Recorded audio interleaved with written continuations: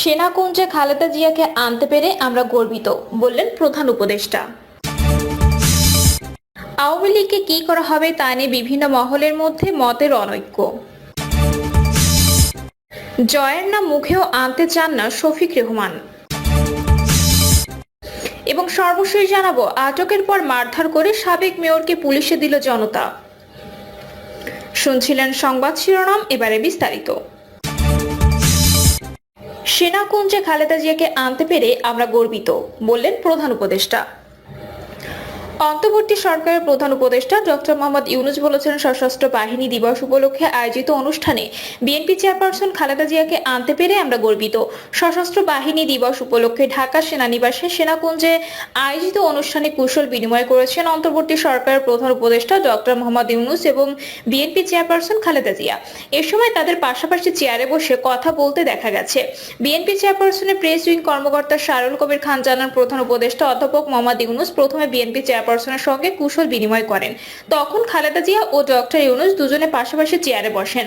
সর্বশেষ 2018 সালে 5 ফেব্রুয়ারি সিলেট সফর করেন খালেদা জিয়া, আর 8 ফেব্রুয়ারি দুর্নীতির মামলায় দণ্ডিত হয়ে কারাগারে যান। তারপর 2020 সালে করোনা ভাইরাসের মধ্যে সাবেক আওয়ামী লীগ সরকারের সময় নির্বাহী আদেশে মুক্তি পেলেও জনসম্মুখে কোনো অনুষ্ঠানে যাননি তিনি। ফলে প্রায় 6 বছর পর কোনো অনুষ্ঠানে যোগ দিলেন খালেদা জিয়া।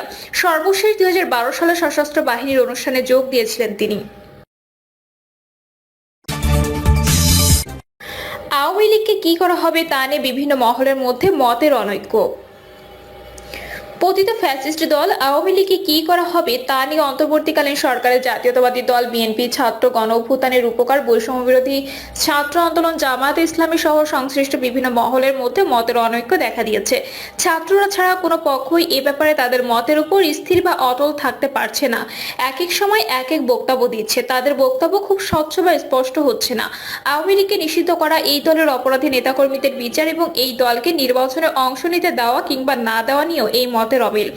আওয়ামী লীগের নেতারা দেশের জনগণের অধিকার ও শক্তিকে চ্যালেঞ্জ করে রাষ্ট্রশক্তি ও অস্ত্র বলে তাদেরকে প্রায় 16 বছর দমিয়ে রেখেছিল। তারা নিজের দেশের জনগণের উপর চাপিয়ে দিয়েছিল এক অঘোষিত যুদ্ধে।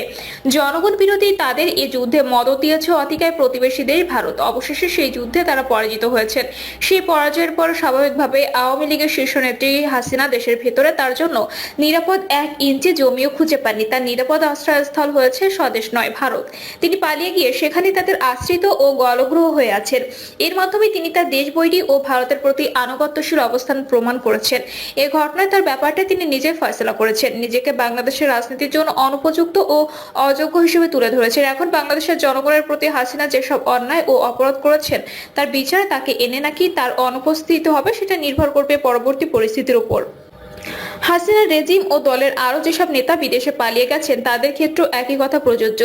যারা চেষ্টা করেও পালাতে পারেননি, ধরা পড়েছেন বা এখনো দেশের মধ্যে লুকিয়ে আছেন, তাদের বিচার করা হোক। তারপর দোষী সাব্যস্ত বা নির্দোষ প্রমাণিত হওয়ার সাপেক্ষে তাদের রাজনীতির অধিকার নির্ধারিত হবে।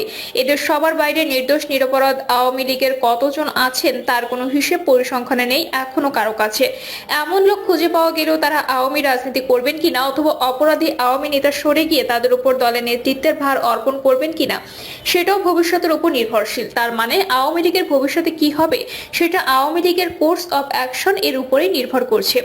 অথচ আওয়ামী লীগের উপর তাদের নিজেদের ভবিষ্যৎ বেছে নেওয়ার দায়িত্ব ছেড়ে না দিয়ে অন্যরা অহেতুক এই নিয়ে মাথা ঘামাচ্ছেন ও নিজেদের মধ্যকার মতের অমিলকে দৃশ্যমান করছেন।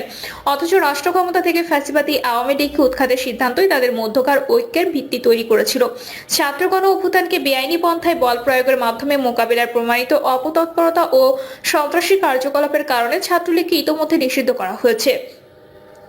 অন্যান্য সংগঠনে যারা একই ধরনের অপরাধ করেছেন তাদের প্রত্যেকের উপযুক্ত বিচারই হতে পারে সেসব সংগঠন নিষিদ্ধ করার বিকল্প। নির্বাচনে কোনো দল ও ব্যক্তি প্রতিদ্বন্দ্বিতা করতে পারবে তার শর্তাবলী ও সিদ্ধান্ত স্বাধীন নির্বাচন কমিশনের হাতে ছেড়ে দেওয়া উচিত। এক্ষেত্রে রাজনৈতিক বা প্রশাসনিক সিদ্ধান্ত প্রয়োজন নাও হতে পারে। বিএনপি ও অন্য রাজনৈতিক দলগুলো আওয়ামী লীগের বিরুদ্ধে যেসব ইস্যুতে সংগ্রামে নেমেছিল তার মধ্যে প্রধান ছিল সুষ্ঠু নির্বাচন। এখন এই নির্বাচনই তাদের কাছে রয়ে গেছে অগ্রাধিকার হিসেবে। অন্যদিকে ছাত্ররা রাষ্ট্রের সংস্কারকে বরাবর অগ্রাধিকার দিয়েছে। উভয় পক্ষের মেলবন্ধন রচনার মাধ্যমে ফ্যাসিবাদ উৎখাতের অভিযান সফল হয়েছে।